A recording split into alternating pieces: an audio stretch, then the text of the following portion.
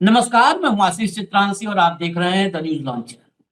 आज जो हम कार्यक्रम लेकर के आए हैं, ये आप लोगों के लिए एक गंभीर चिंतन का विषय है। उन सभी भारतीयों के लिए जो चुनावी लोकतंत्र में आस्था रखते हैं। ईवीएम से चुनाव होने पर भाजपा बम्पर जीत जाती है और बैलेट पेपर से जब वोट डाले जाते हैं तो सूपड़ा साफ हो जाता है। यही सबूत आज आपके सामने हम लाएंगे। दोनों पक्ष होंगे, ईवीएम वाला डेटा भी आपको दिखाएंगे।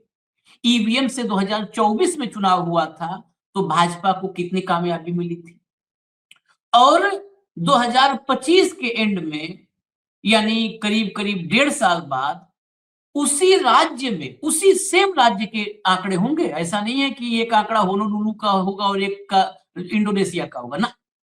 उसी राज्य में जब 1.5 साल बाद बैलेट पेपर से चुनाव होते हैं तो बीजेपी को 4 आदमी मिलने मुश्किल हो जाते हैं। वो आंकड़ों को अभी हम परसेंटेज में भी बताएंगे आपको।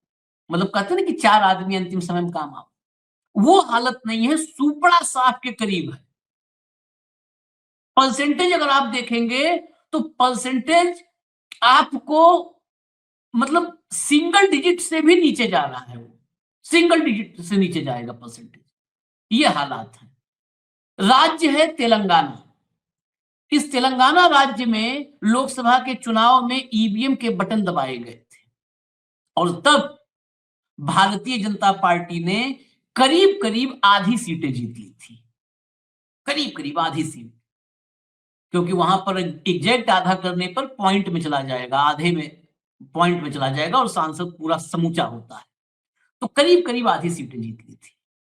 अब जो स्थानीय निकाय के चुनाव होते हैं तेलंगाना में, वो चुनाव जो गांव की सरकार बनाते हैं वो चुनाव।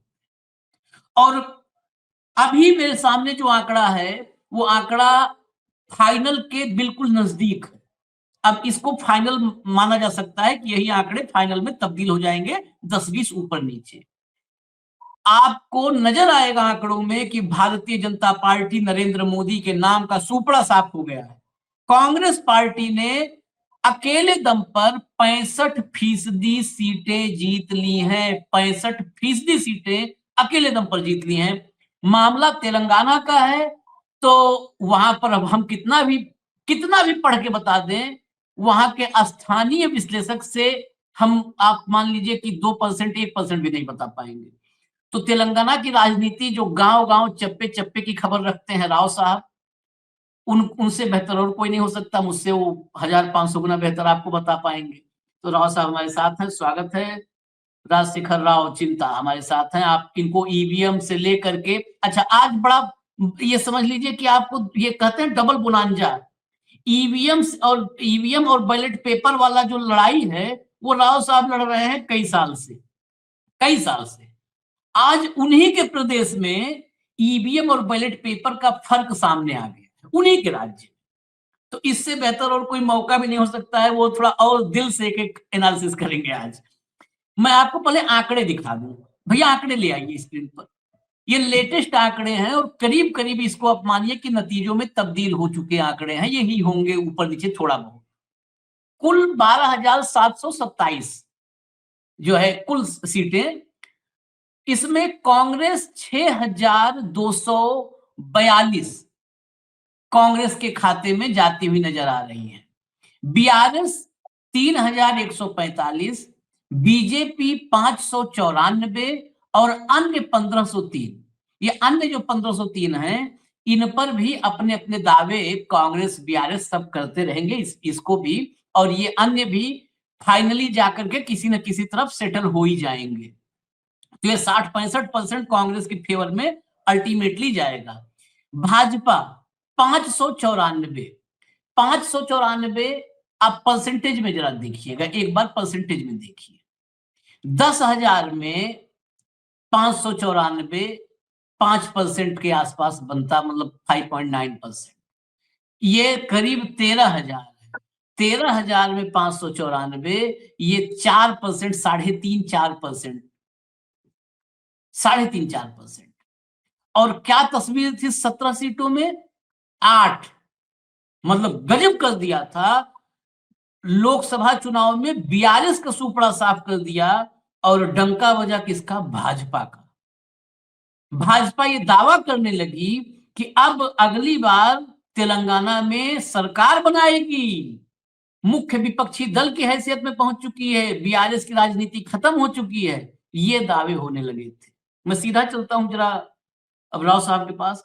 राव साहब, पहले तो थोड़ा नतीजों को गहराई से, कि क्या नतीजे लोकसभा में थे, क्षेत्रवार कितना बड़ा परिवर्तन आया, उन लोकसभा सीटों के मुताबिक भाजपा की कितनी सीटें आनी चाहिए थी, जितनी लोकसभा में आई, अगर उसको स्थानीय निकाय में कन्वर्ट किया जाता तो कितनी सीटें आनी चाहिए थी, जरा प्रॉपर एक डीप डिटेल बता दीजिए आप। नमस्कार आशीष जी, और अपने चैनल के दर्शकों को नमस्कार।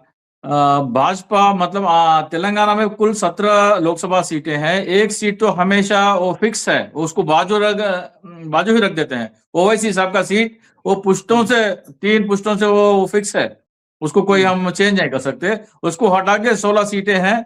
16 सीटों में से भाजपा ने ले लिए 8 सीट, क्योंकि ओवैसी का सीट सिटी में आता है, गांव मतलब गांव पंचायत के इलेक्शन में उसको गिनती नहीं कर सकते। तो हम गांव पंचायत के जो भी है, अगर तो तेलंगाना और आधे आधे मतलब आधे बीजेपी को और बाकी आधे कांग्रेस और उनके दलों को मिले। बीआरएस को कोई सीट नहीं मिला लोकसभा चुनाव में। तो अभी अगर 12,500 चुनाव के पंचायत के चुनाव हो रहे हैं, तो आप आधे भी लगाएं तो 6,000 के आसपास होना चाहिए। मतलब जहां पर आपको होना चाहिए उसमें 10% भी आप नहीं है। जहां पर होना था आप उसमें उसका 10% भी नहीं है। फर्क क्या है? फर्क सिर्फ इतना है कि वो ईवीएम के माध्यम से चुनाव हुआ, ये बैलेट पेपर के माध्यम से हुआ। मुझे याद है पिछली बार उत्तर प्रदेश में भी मेरे ख्याल से 2016 या कुछ याद है मुझे, उस समय भी उत्तर प्रदेश में ग्राम पंचायत के चुनाव पूरे बीजेपी के खिलाफ थे, लेकिन परिणाम ईवीएम से परिणाम कुछ और मिला। जहां जहां भी ये ईवीएम का मामला चुनाव में है, वहां पर भारतीय जनता पार्टी को विशेष सफलताएं मिलती है, क्योंकि ईवीएम बनाने वाले कंपनियों के डायरेक्टर जो है वो भाजपा वाले बैठे हैं। उसके बाद में मशीन खोलने की बात आई तो कहते हैं मशीन नहीं खोलेंगे। माइक्रो कंट्रोल की जांच करने के लिए माननीय सर्वोच्च न्यायालय आदेश देता है, चुनाव कहता है कि नहीं करेंगे, हम मॉक पोलिंग करेंगे। मतलब ईवीएम से जो कुछ भी करना है, उसमें जो भी धांधली करना है बीजेपी करता है, उस पर जो भी जांच होना है वो होने नहीं देता। चुनाव आयोग पहले टांग अड़ाता है, भाजपा के आगे पहले आगे चुनाव आयोग खड़ा हो जाता है कि इसमें कुछ धांधली नहीं है, सब कुछ ठीक ठाक है। तो हमें नतीजे जब भी बैलेट पेपर से होते हैं, वो बीजेपी को इतना खराब प्रदर्शन क्यों होता है, देशवासियों को सोचना चाहिए। एक इससे बड़ा एग्जाम्पल कुछ नहीं होता। आप हरियाणा चुनाव में चले जाइए, पोस्टल बैलेट कांग्रेस 72 सीटों में 90 में से 72 सीट जो है पोस्टल बैलेट में कांग्रेस आगे रहती है। ईवीएम परिणाम में 37 पे आके सिमट जाती है। महाराष्ट्र में भी वो होता है, बिहार में भी वही होता है। ये क्या बात है भाई? जब भी मैन्युअल वोटिंग होती है, चाहे वो पोस्टल बैलेट हो या बैलेट पेपर हो, बीजेपी इतना पीछे क्यों रह जाती है? ईवीएम में ऐसा कैसे जीत जाती है? ये लोगों को सोचना चाहिए। जी आशीष जी, ये मैं कह रहा था, इस आंकड़े को भी थोड़ा और बेहतर मैं चाहता हूं कि क्लियर हो। 12,000 में 12,500 में मतलब करीब 6,500 की तरफ कांग्रेस बढ़ती नजर आ रही है। बीजेपी के 8 सांसद बीजेपी के 8 सांसद थे। आज 8 सांसदों के अनुसार अगर 8 सांसद बना जिस पार्टी के हैं, उसके कितने होने चाहिए थे? मतलब कितने ग्राम पंचायतों पर उसका कब्जा होना चाहिए था? 6,500 के आसपास बीजेपी को होना चाहिए था। हाँ जी, वही तो कह रहा हूँ, उसमें 10% भी नहीं है, वही तो कह रहा हूँ मैं। 6,000 सीट होने चाहिए थे पंचायत, 6,000 पंचायत जो बीजेपी को जीतना चाहिए था, क्योंकि 600 जीत रहे हैं, वही तो 10% भी नहीं, वही तो कह रहा हूं मैं। यानी कुल मिला के ये मैं एक और चीज इसमें वो करता हूँ, केरल अभी हुआ, केरल में हालांकि केरल में मशीन से हुआ था या बैलेट से, मैं वहां पे हालांकि मैंने वहां के पत्रकार से सीधा बातचीत किया, बैठाया था अपने साथ, लेकिन इस विषय पे चर्चा नहीं हुई कि मशीन से हुआ कि बैलेट से हुआ। लेकिन केरल में भी नतीजे एक तरफा थे, भारतीय जनता पार्टी वहां भी हार गई थी, नेशनल मीडिया ने वहां पर झूठ फैलाया कि बहुत बम्पर जीत मिली है, लेकिन सिर्फ तिरुवनंतपुरम तिरुवनंतपुरम में नगर एक जगह निगम में। में 50 पार्षद जीते थे। पूरे जिस त्रिशूल से जो है एक सांसद जीत के आया है, उस त्रिशूल में भी सफाया हो गया भाजपा का। भाजपा का एक जी सांसद है केरल, जहां से जी सांसद वहां सफाया हो गया। जी तिरुवनंतपुरम बिल्कुल शहरी क्षेत्र है, वहां पर सबरीमाला के चक्कर में 50 पार्षद जिता लिए, लेकिन बुरी तरह से भाजपा हारी है केरल में। तेलंगाना में, अच्छा केरल में तो एक बार कह सकते हैं कि उसके अभी उसके फिंगरप्रिंट्स भी नहीं है, बहुत ज्यादा फुटप्रिंट्स नहीं है, बहुत अभी फुटप्रिंट नहीं है बीजेपी का वहां पर। लेकिन तेलंगाना में तो सरकार बनाने के सपने देख रहे थे कि हम सरकार बनाएंगे, मुख्यमंत्री सुन रहा था मैं, तय हो रहा था, दिल्ली में बहुत सारे नाम चल रहे थे कि कौन होगा अगला मुख्यमंत्री, बंदी संजय कुमार, कौन ये वो, जी किशन रेड्डी, कई नामों पे चर्चा, बहुत सारी बातें दिल्ली में हो रही थी कि अब मुख्यमंत्री वहां पर भी भाजपा का आएगा। यानी अभी भी बाइपोलर है पॉलिटिक्स तेलंगाना की, अभी भी कांग्रेस और बीआरएस है, बीजेपी कहीं नहीं है। अगर बीजेपी है तो सिर्फ और सिर्फ ईवीएम मशीन में है और कहीं नहीं है। राव साहब। जी जी, मैं वही तो कह रहा हूँ सर, मैं आज जब से लोकसभा चुनाव हुए मुझे साफ साफ दिखाई दे रहा है कि ये ईवीएम से धांधली करते हैं। हम्म, माननीय सर्वोच्च न्यायालय ने कहा कि आप माइक्रो कंट्रोल की जांच करवाइए, कहते बीजेपी से पहले चुनाव आयोग कहता है कि हम नहीं करवाएंगे, मॉक पोलिंग करवाएंगे। मॉक पोलिंग में भी उम्मीदवार का नाम नहीं होगा, पार्टी का चुनावी चिन्ह नहीं होगा, पार्टी का नाम नहीं होगा, डमी सिंबल से करेंगे। वो कहते हैं कि चुनाव में जो वीवीपैट आए उसकी गिनती नहीं करेंगे। आपको चुनाव लड़ने के लिए 10,000 है पूरे क्षेत्र के लिए, लेकिन एक पोलिंग स्टेशन की टेस्ट करवाने के लिए 47,200। ये पूरा क्या दर्शाता है? मतलब ईवीएम की जांच नहीं करवाने का मतलब है ईवीएम में घोटाला है। आप चुनाव आयोग का एसओपी पढ़ लीजिए, 2024 वाला 2025 वाला, दोनों एसओपी पढ़े तो आपको साफ साफ नजर आता है कि उस एसओपी में ही साफ साफ आपको नजर आएगा कि इसमें धांधली है। धांधली की जांच न करने के लिए जितने प्रावधान है उतने प्रावधान एसओपी में लगाए गए। इसके बारे में कोई बात ही नहीं करता। मैं ये तो रोना है। मेरा अभी भी मेरा पूरा जवाब आया नहीं है, इसलिए नहीं आया, इसी नतीजे को आधार बनाकर, क्योंकि बहुत आप लोग तो तमाम लीगल मामले भी देख ही रहे हैं, इस नतीजे को आधार बनाकर क्या सुप्रीम कोर्ट में कोई पिटीशन जा सकता है कि एक देखिए एक चुनाव हुआ बैलेट पर, और बहुत सारे देखिए सुप्रीम कोर्ट माने ना माने, जस्टिस माने ना माने, लेकिन जो जस्टिस सुप्रीम कोर्ट में है इनसे ऊपर है जस्टिस, नेचुरल जस्टिस। जी, इसमें आप बताइए परिस्थितिजन्य साक्ष्य क्या ये नहीं है कि जहां पर 8 सांसद थे वहां पर बीजेपी 3.5-4% पे सिमट गई। सुपड़ा, इसको कहते हैं सुपड़ा साफ होना, सुपड़ा साफ हो गया। 8 सांसद। देखिए तेलंगाना में क्या दिक्कत है, कौन जाएगा, जाना किसको चाहिए? या तो कांग्रेस को जाना चाहिए, नहीं तो बीआरएस को जाना चाहिए। कांग्रेस की यह दिक्कत है, अगर आप चैलेंज करेंगे इसका मतलब कांग्रेस को ये कहेंगे कि तो मतलब आपकी जीत गलत है। कांग्रेस इसीलिए नहीं कर सकता क्योंकि उसको यह स्वीकार करना पड़ेगा कि हमारी भी जीत गलत है। इतनी हिम्मत नहीं है जितनी अखिलेश यादव को है। अखिलेश यादव ने कहा कि अगर यूपी में 80 के 80 भी सीट जीत लूंगा मैं तब भी ईवीएम को नहीं मानता। इतनी दलेर स्टेटमेंट रेवंत रेड्डी नहीं दे सकते। दूसरी बात है, इसको चैलेंज करेगा कौन? कांग्रेस नहीं करेगा तो बीआरएस को करना चाहिए। अरे भाई आपके तो 8 सांसद है, आप केवल 600 पे क्यों सिमट गए? तो इसका मतलब यह है कि आपने ईवीएम में धांधली की लोकसभा चुनाव में। बीआरएस के गले के ऊपर तलवार लटक रही है दिल्ली लिकर स्कैम की, कैसे बात करेंगे वो? तो आप लोग जो जहां जहां चुनाव करवाने हैं वहां वहां हार का जो भी उम्मीदवार है वो जो आवाज उठाने के उम्मीदवार को पहले से केसों में जकड़ के रखा है, गला दबा के रखा है। अगर बीजेपी को और ईवीएम को शिकस्त देना है तो केवल जनता के माध्यम से ही हो सकता। वो जनता, वो भी चुनाव आयोग के पास शिकायत लेके गए तो कुछ नहीं होने वाला।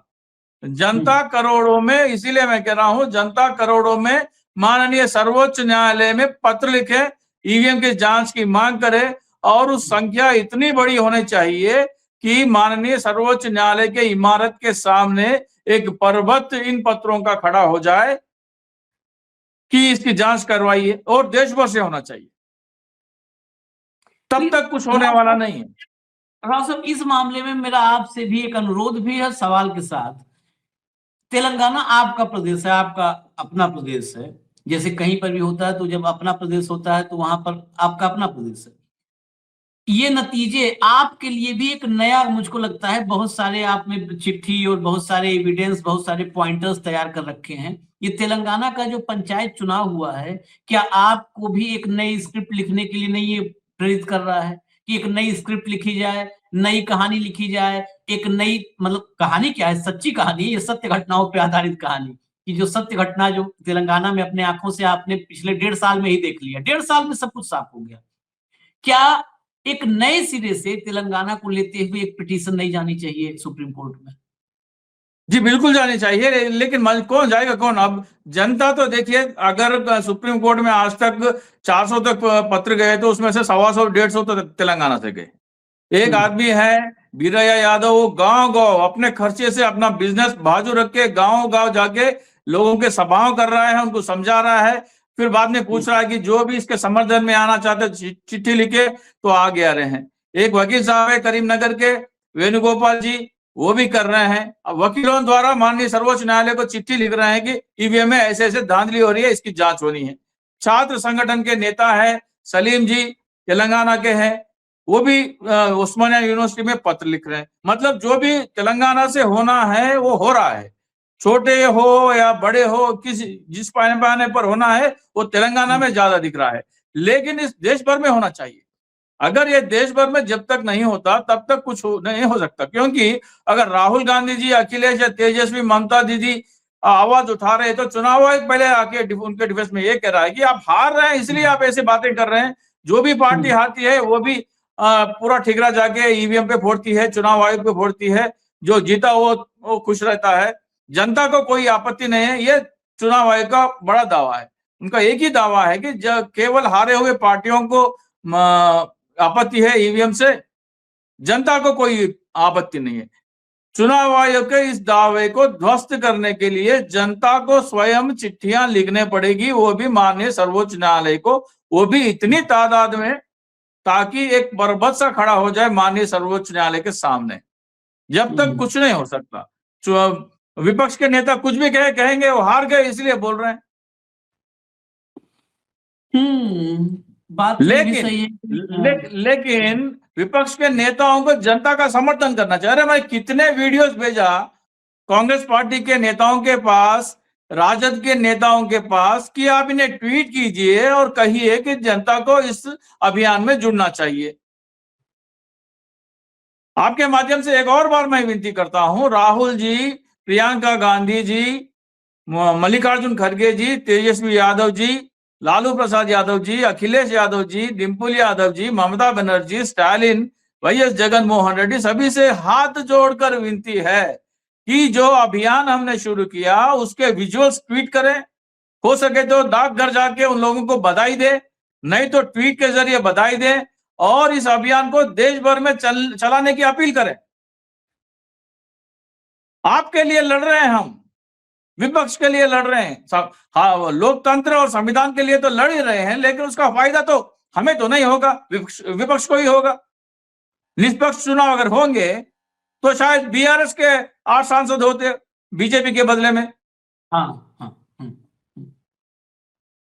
बिल्कुल ये बात सही कि हो सकता है अगर निष्पक्ष हुए होते, जो बैलेट पेपर के नतीजे हैं, अगर ये नतीजे होते तो हो सकता है 6, 7, 8 सांसद बीआरएस के होते, हो सकता है कांग्रेस को 4, 5 सांसद और मिले होते, हो सकता है यही तेलंगाना 240 वाली भाजपा को अगर 232 सीट मिली होती तो हो सकता है 232 पर 272 पहुंचना मुश्किल हो जाता।